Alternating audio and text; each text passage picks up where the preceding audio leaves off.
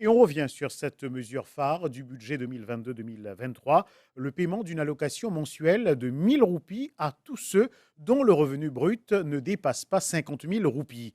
La Mauritius Revenue Authority est prête pour sa mise à exécution dès le mois prochain. Au total, 350 000 bénéficiaires profiteront de cette mesure qui coûtera au gouvernement 4,6 milliards de roupies. Voyons les modalités de cette CSG, Monthly Income Allowance, dans ce reportage.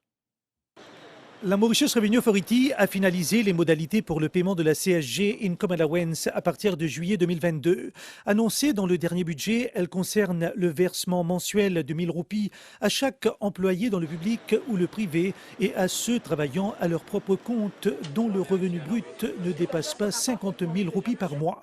L'AMA, pour faire le paiement du CSG Allowance, Income Allowance, pendant une période de 12 mois.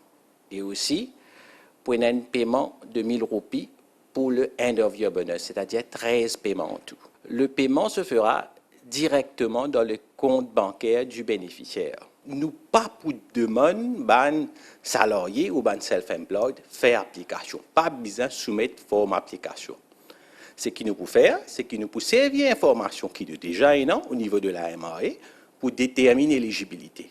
Il y aura 350 000 bénéficiaires. Chacun recevra 13 000 roupies sur une année, donc un coût de 4,6 milliards de roupies à l'État.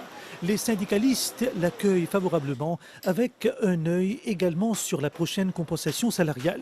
Nous dit qu'un gouvernement vient aider les travailleurs qui ont bas les selles, et bien sûr, quand nous causons à 1000 roupies qui peut donner là, il y a un point extrêmement positif, mais nous connaissons qui nous non, c'est qu'on appelle salary compensation, négociation salariale, pour commencer en décembre et janvier.